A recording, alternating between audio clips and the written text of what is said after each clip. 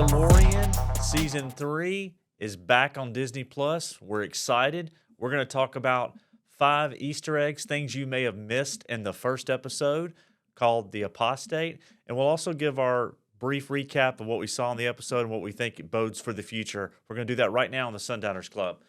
Thanks for joining us. I'm your host, Sean.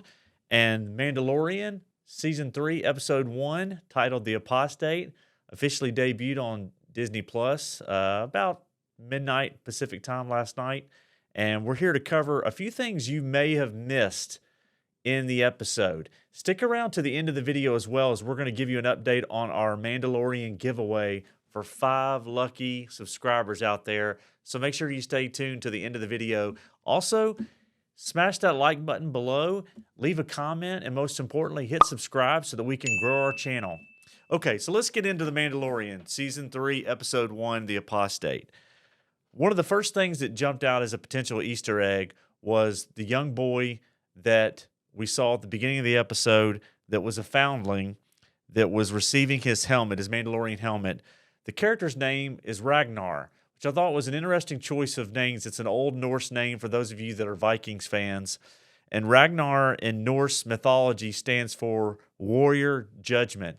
So I think from a character standpoint, this young kid that just received his Mandalorian helmet and is now part of Death Watch, I think we're seeing some character building here, whether we're going to see more development from this young kid in the Mandalorian TV series over the next few seasons, or in a further story in another series or films or content that we see from Lucasfilm. So I thought that was an interesting choice of words, but that's not the Easter egg.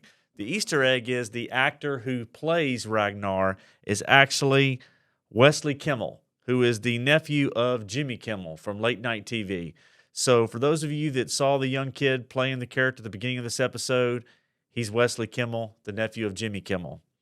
So once we see Mando, Din Djarin, and Grogu show up to save the day with Death Watch, we see Din Djarin show up into the cave and start talking to the armorer, and you see a little nugget, potential Easter egg, which is the skull of the mythosaur that is on the wall where the armorer is in the cave meeting with Din Djarin. So, does that tell of some foreshadowing that at the end of the day, these now potentially extinct creatures that were from Mandalore are going to be ridden by Din Djarin as he redeems himself? Is it just more symbolism? We don't know, but that was a little nugget, the mythosaur skull on the wall. I thought the scene was a little redundant. We've had this conversation before, but we had the conversation in the Book of Boba Fett, and I think the reason why Jon Favreau and Dave Filoni put the scene of Din Djarin, the Mandalorian, speaking to the armor about bathing in the springs on Mandalore to redeem himself since he took his helmet off. I think that they're trying to not assume that fans had watched Mandalorian, also watched Book of Boba Fett, so they had to do a little bit of a recap there for what I would call the more common fans. And so we have that scene, and then we also have our next Easter egg. So Easter egg number 2, which I think is a very important Easter egg, especially if you're going to be someone who watches the Ahsoka series that comes out later this year or early next year, and it is something called the Purgles. And the Purgles are space whales. So in the scene where Din Djarin, Mandalorian, is flying in hyperspace on the Naboo starfighter, you see Grogu staring off into hyperspace. He's mesmerized by it. And you see these, looks like creatures that are flowing along hyperspace. Those are the Purgles. I hope I'm pronouncing that right. Purgles. I think it's Purgles. And they're space whales that can travel through hyperspace. And for the fans that have watched a lot of the animated content, they'll seem very familiar to you. And the reason why is those space whales appeared in Star Wars Rebels. And in the Star Wars Rebels series, they played a huge part at the end of the show in transporting Ezra Bridger and Grand Admiral Thrawn through hyperspace and saving the remaining rebels. And so I think the fact that we saw the Purgles for the first time in live action means that we're going to see them appear again, potentially in the Ahsoka series, maybe even in the Mandalorian series, but they're not there by accident. That was a really cool Easter egg by Dave Filoni and Jon Favreau.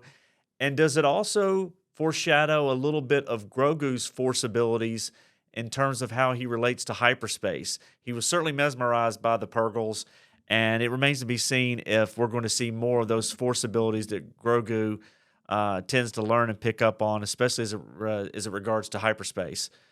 So let's get into when Din Djarin and Grogu show up on the planet that we've seen before in the earlier seasons of Mandalorian, which is Navarro.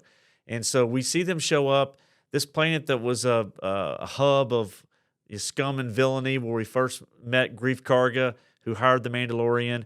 And now the planet and the main city is a bustling metropolis of trade, and there seems to be peace there. Greef Karga is running it, but he also is aware that he needs someone to really be a marshal.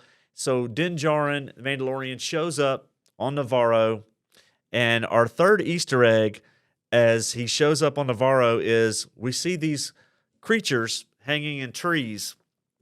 And for those of you that are fans of the original trilogy, you'll recognize those creatures. They are Kowakian monkey lizards, and that is the same species that one Salacious Crumb, who was the jester, the court jester in Jabba's palace on Tatooine. He's the same species as these other monkey lizards that we saw on Navarro. So I thought that was a cool Easter egg, a throwback to the original trilogy, as they were chirping at Grogu as they walked by. So that was Easter egg number 3.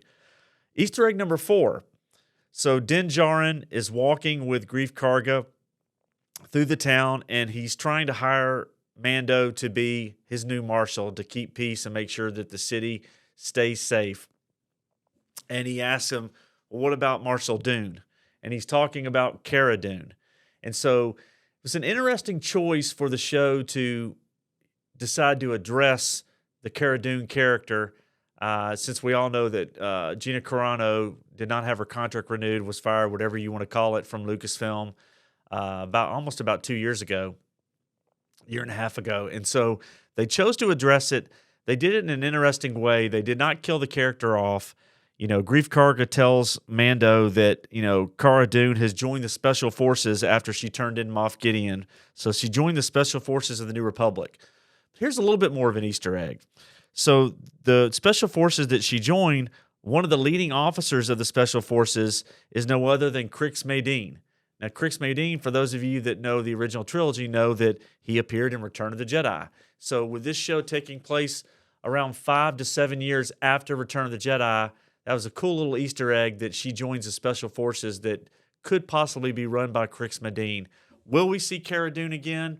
That remains to be seen, but they addressed it in a way that I don't think was really a bad way of doing it, but it was a way for them to address it and then move on. I think it was a cool little Easter egg to tie her in potentially to Crix Madine. So as we're moving throughout Navarro and we're seeing these different alien creatures, which is always, a cool tie-in to the larger Star Wars universe, we see some space pirates that are trying to go into a school, which was formerly a bar and a cantina to have drinks. And what's interesting about the space pirates is that we see a bunch of different species of them, including Weequays. And we know that these pirates report to a crime lord, actually a king. One of the alien species is a Weequay, and we know that for those of you who've been to Disney World and have ridden the Millennium Falcon at Disney World and Smuggler's Run, it is headed up by a pirate called Hondo Ohnaka. Hondo, what species is Hondo? Hondo is a Weequay. So does that mean we're going to finally see Hondo in live action? The character that has been in so many episodes of the Clone Wars, Star Wars Rebels, part of the comics, and now Disney World and Galaxy's Edge. I think there was a certain tie-in there, and I think that was a cool little Easter egg. So let's talk about a couple other things that may or may not qualify as Easter eggs, but they're little nuggets that we saw throughout the episode. One of those was the possible canonizing of the Empire's glassing of planets. So when you see Mando talking to the armor early in the episode, he has a shard of glass, and there looks to be a Mandalorian inscription under the glass. And he talks about that the Empire, the thought was that the Empire had bombarded the entire planet, rendering it uninhabitable, describing as glassing. and because the heat and pressure of the turbo lasers that crystallize the surface. Din shows the armor, the crystallized shard, referencing the Empire's act of genocide. And the thought was that with this uninhabitable planet, how is it possible that the glass crystallizes, but you still have the inscription under it? And this suggests that possibly Mandalore is maybe not as deadly and uninhabitable as people thought or characters thought. And we're going to find that out as Din Djarin goes to Mandalore. And a couple other things. We saw the return of IG-11. IG-11, who was in Season 1 and sacrificed his life as a droid. He blew up to save Din Djarin and Cara Dune and Grogu and Greef Karga. We see IG-11 as a statue in the center of town. And so Din Djarin says, look, I want IG-11 from a droid standpoint. He's the only one I trust. And so they try to get the droid reassembled, and he goes back into his original protocol, which was to kill. And so, it was a cool little return of IG-11. I think a lot of fans liked IG-11 in Season 1. But the interesting thing was a little confusing. Din Djarin says, look, to get IG-11 back to where he's in protective mode, guarding Grogu and guarding himself, he needs to get a memory part for IG-11. But then he doesn't go get the memory part. He goes to see Bo-Katan.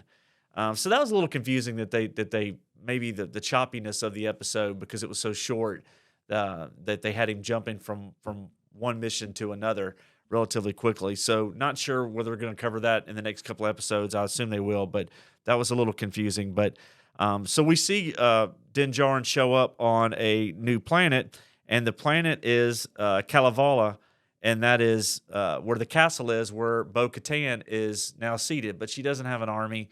She's frustrated. She's just hanging out. She calls Din Djarin a fool. She says that there's poison on Mandalore, and that she almost sends him off with a, hey, you're going to die. See you later. And so thought that was an interesting a throwback, because we have seen the planet Kalevala in prior comics and referenced in the expanded universe. And so a couple other quick things. There's reference to Moff Gideon facing a New Republic tribunal, assuming that's going to be on Coruscant. We've seen some clips of Coruscant for this season, so he probably will break out of the tribunal as he's being put on trial on Coruscant. So we are probably going to see a revitalized Moff Gideon, not necessarily playing the big bad. Maybe he is the big bad of this season, but he's definitely going to play a role in the events to come. And then Grogu is a Force user. We see him spinning his chair, Greef Karga's chair, and then getting food, through the Force. But this time, as opposed to the prior seasons, it doesn't tire him out. He's been training with Luke for at least a year, maybe longer, between the events of Season 2 and Season 3. And now, as he uses the Force, it doesn't tire him out. We also see him start to mutter sounds that almost sound like he's starting to try to speak. So I would put a wager that Grogu does speak this season. At some point in Season 3, we're going to hear Grogu speak for the first time. A couple other final thoughts, things that we saw. We saw the species from the sequel trilogy of Babu Frick trying to work on IG-11. I thought that was a cool throwback to the sequel trilogy. And then we also saw the fight in space with a Naboo starfighter through the asteroid field as the pirates were chasing Din Djarin. Thought that was a really cool scene. We haven't seen a real cool space fight in a while in the Star Wars universe, so that was really, really good fan service there. And then we close out the episode with, as short as it was, with Din leaving Kalevala and Bo-Katan, and he is going to the capital city of Sundari on Mandalore, and he believes that the springs under the capital city will redeem him. That's his mission. So he's got two things he's got to accomplish. He's got to get the memory device for IG-11, and he's got to go to Sundari to try to redeem himself. And I thought it was a good episode. It was short, but they covered quite a bit. They had to do a little bit of recapping, So all in all, I give it a 7 out of 10, 7.5 out of 10. It was great to be back into this universe. Felt comfortable. And so I think they achieved their goal in that regard. I'm very interested to see what's going to happen with the next couple episodes, because I think we're going to see a lot of fireworks. I'm excited the Mandalorian is back, and wanted to point out just a few of those Easter eggs that maybe you would have missed if you saw the episode. Watch it again and see if you can catch those things and see if you find anything else. But I wanted to also, as we wrap up, we've been talking about our giveaway. in the next week for episode 2 of The Mandalorian. We're going to give away 5 of the Star Wars Mandalorian exclusives here. And all you have to do is go follow us on Twitter. Leave a comment. If you're a subscriber and you follow us on Twitter, you have a chance to win. You'll be one of 5 to win these. And so we're excited that The Mandalorian's back. Remember, if you like what you saw today, leave a comment, hit the like button, and most importantly, hit subscribe so that we can grow the channel. And TCB.